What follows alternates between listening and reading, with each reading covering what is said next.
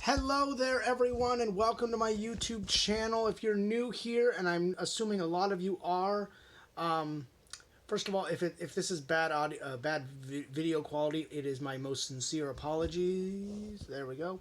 I don't edit these videos; I just go because realism is good for me. I just like do it. I just like being as real as I can. If you don't know who I am, like, who is this guy? Well, my name is Tyler, and it is very nice to meet you. In my past, I am actually currently looking for employment. That'll be for another video. Currently looking for employment in user experience design, um, focusing primarily on accessibility. You'll get the gist in a minute. I'm also I've been a receptionist in the past. When I was at the Washington State School for the Blind a decade ago, I did some receptionist work. I'm not opposed to that kind of work because it is such a noble pursuit. Um, I've also done a lot of web testing. So if your company needs a web accessibility tester, I'd be more than let's talk. Connect with me on LinkedIn. I will try and link my LinkedIn down below. Connect with me on there. If you're watching it on LinkedIn, feel free to send me an email. We can definitely discuss what I do, what I offer. Um, and yeah, so there's that. I know it's a shameless plug, but I am still job searching. But today we're not here to talk about that. Today we're here to talk about a problem that I'm seeing, that I worry about, and that a lot of educators worry about in this climate of not yeah, educators and accessibility advocates worry about in this climate of coronavirus. All right, so schools in I'm currently in Washington State, in one of the three affected counties, Pierce County, Pierce, King, and Snohomish County. All their schools went shut down yesterday, along with my alma mater, the Washington State School for the Blind, I'll explain why in another video as to why that is. But anyway, and the University of Washington shut down too. That's great. So two of my alma maters shut down. Ah, joy. Yay! That's just lovely. Anyway, so what are the questions? Okay, so there's like thousands of students or hundreds of thousands of students that are not studying. That are not in class right now. What do they do? Well, you could say, "Oh, just go online and we'll set up something for an online class, for an online education, or a digital education." I mean, that's great, but these are the questions before you go and just put something out there. As a content creator, which is what I'm going to label all of you at the present moment, UX designer or content creator, you need to know, in a way, what the you need to ask yourselves these questions. These are perhaps the most important questions to ask yourself while designing your content, while designing your curriculum, even before you design the curriculum. These are the questions that need to be asked while you're even thinking about, okay, let's go a digital route. Before we do that, what are these questions? What do we need to know? Here are the questions that you should always ask before you take a digital route, or before you apply your student to an online class or an online school with if your student has a disability. Checkbox not checked. Oops. Okay, we're gonna quiet you for a minute. First question: how many of your students? This one's geared toward the school districts. How many of your students have access to the internet? If you're going to say, okay, just do an online class and call it good that way, well, the problem there, brother, is not everyone has access to the internet. What happened here? Not everyone. Why? Okay. Not everyone. I'm having trouble with my notes. They're not working. But not everyone has access to the internet. So you can't just say, "Oh, just go online." You're not. That's a problem. There we go. All right. All right. We're good. We're good. Don't worry. We're good. All right. What the? Well, actually, yeah. I think we are.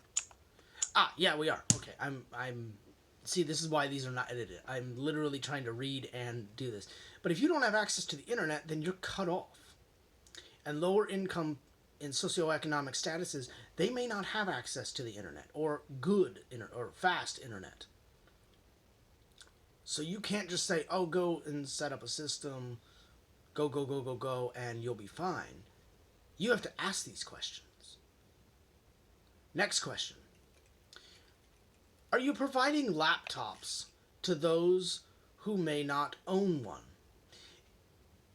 In the old days, what we used to do is we used to go use what is called a desktop computer. A desktop computer, ladies and gentlemen, was a computer that would sit on a desktop and not move. Well, a lot of people ditched their desktop computers at home in favor of laptops. But then again, some other people in lower socioeconomic statuses do not have laptops and may not have access to a laptop. So are you as a school or university providing those to people who may need one? Next question. Did you have people test the learning management system using assistive technology? You can put all the pretty graphics, all the pretty content, all you want on your learning management system. Moodle. Well, I'm not going to name anyone. Sorry, Moodle. Whatever content you guys use, especially in, usually I'm targeting higher education with these types of things, but K-12, if you use whatever content you use, whatever learning management system to measure the grades, was it tested with assistive technology to make sure that screen reader users can use it, people with switches can use it, it's navigable, buttons are labeled properly, buttons are colored properly, low vision students can find what they want, low vision people can find what they want. Was all that implemented? Were the web content accessibility guidelines implemented in the design of your new little thing that you want students to use? If the answer is no, then you've got a problem and we need to chat. All right, next question. Now this is a powerful one. This one is perhaps one of the most powerful questions to ask yourselves. And I have friends at Adobe. You can do it quite easily. There's really no excuse. There's also optical character recognition software that can do this one. This one's powerful. Are all PDFs scanned so they can be read by screen readers? As a screen reader user, which basically is this. Speech on. Reorder list type edit box. Are all PDFs scanned so they can be read by screen readers? So basically, it reads it, and then I don't have to think about it. This is powerful, ladies and gentlemen. This is absolutely powerful because screen readers read content. A simple scanned PDF, like if I took a piece of paper, scanned it into a PDF, just a plain scanner at the district office or at the university office, and no special changes were done to it, then we run into a problem because all it is a picture. And screen readers don't like pictures. And I don't like pictures. Unless they're on my Instagram, which is also linked down below. Really bad ones, but hey, whatever. But if you have... Adobe probably offers optical character recognition in Adobe. I'll try and find a video about that and link it down below, or someone at Adobe can post one on LinkedIn. Please post one. And there's that. So that's always an option. Next question. Do all videos have closed caption and a file next that describes the video for the blind? This is Most websites don't do this, but I love this policy. It is what is called WCAG, or Web Content Accessibility Guidelines AAA. My favorite policy in the entire guideline book. And probably bigger than Harry Potter, but my favorite policy is this. It costs way more money to make accessible, audio described content. According to 3playmedia.com, it says it costs way more money to make audio described content. Fine, whatever. Okay? So there's that. Now, it does not cost very much money. It just costs a lot of time to type out a file in Word or whatever. Mostly Word, or I would do Word personally. A file that would have all the text, all the closed caption text, all the speaking roles of the video, but then it would also insert visual aspects. Staff member writing 2x plus 3 on whiteboard. Now, that's powerful, because what that allows, there's two reasons why that works.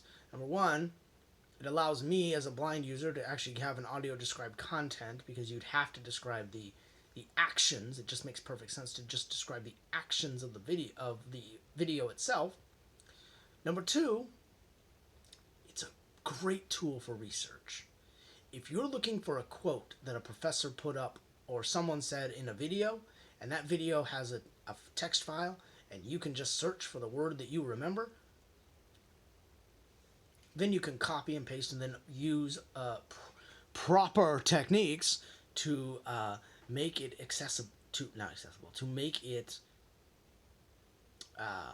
to quote it and use it in your papers.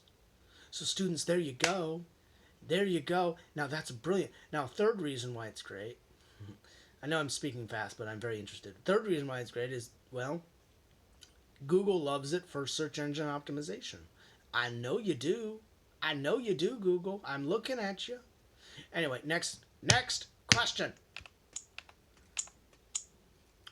Did you write math so that assistive technology can read it, or is it just pictures?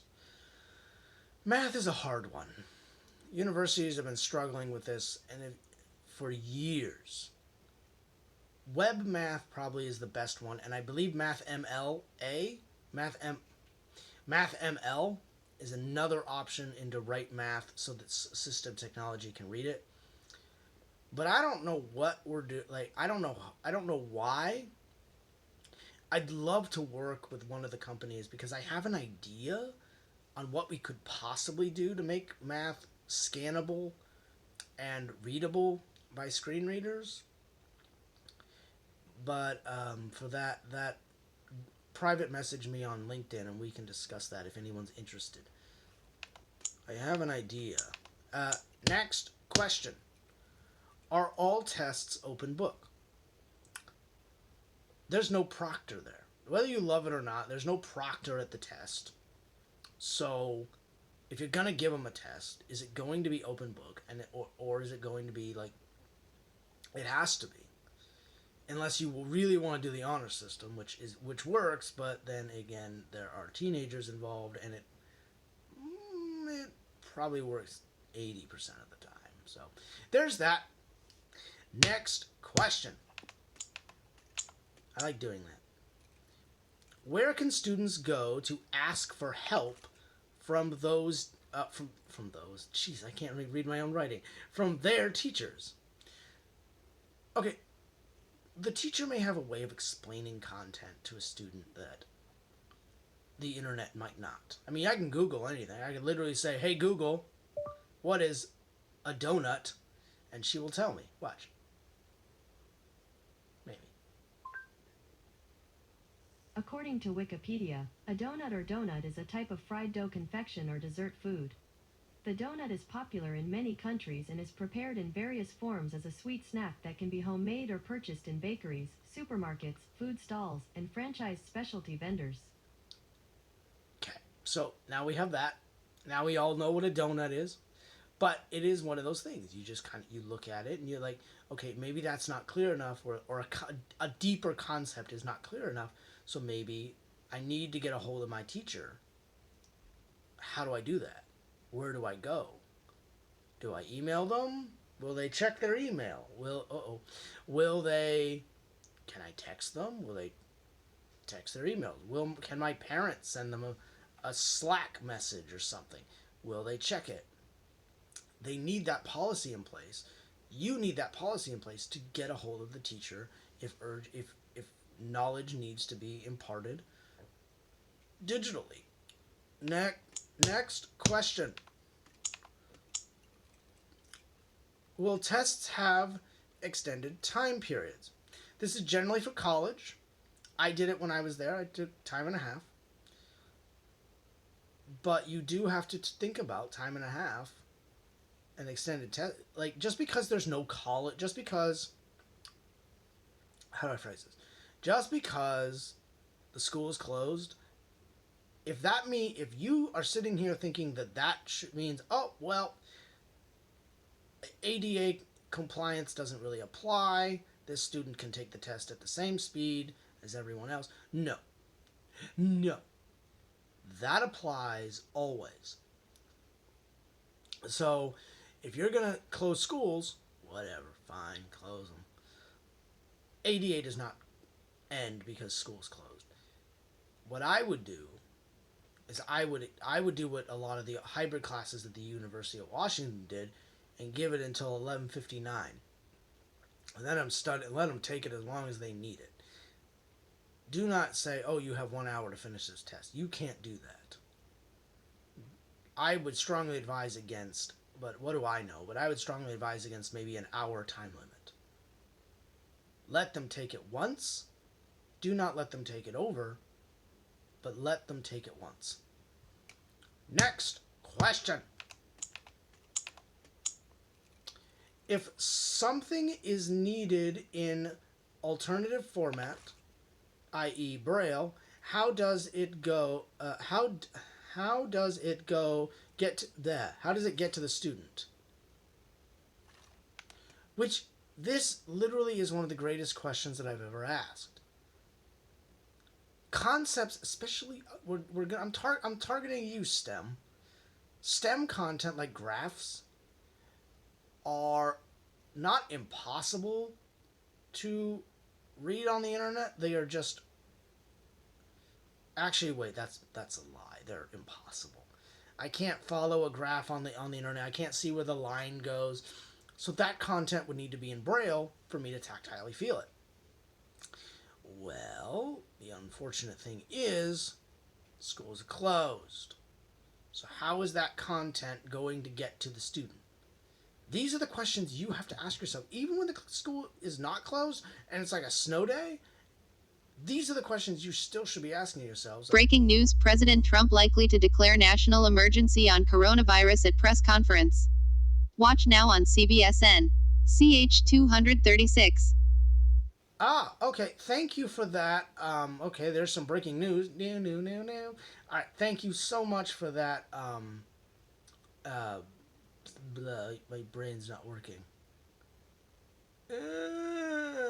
Pluto TV. Thank you for that. But yeah, Braille needs to be, or at least some kind of accessible content needs to be implemented, even with snow days. Next question. Will classes be done using Zoom/Skype? If your teacher is willing and your students are old enough, I don't think this can be done through an elementary class, but if your teacher is willing, why not Zoom or Skype? Why not utilize some of those apps? Again, this is all conditioning on students being able to use the internet, but why not utilize Zoom for video conferencing. Heck, we did it all the time at the UW and when I worked there. But yeah, why not utilize it? Next question, maybe. We actually do have one. Oh, this is for all my Microsoft friends. Will all Microsoft files be run with the accessibility checker as well as the spell checker before they are posted? The accessibility checker, it'll drive you up the wall because you realize all the inaccessible things that you have, even though you say it looks pretty. The accessibility checker should always be run. Even if you're not working from home or you're not doing anything, the accessibility checker should always be run all the time. It should always be run before the spell check. After the spell checker, but before sent off, run the accessibility checker just in case. If you get into that habit, then you're doing so much better than other people. And you heard it here first. So run it because it's offered.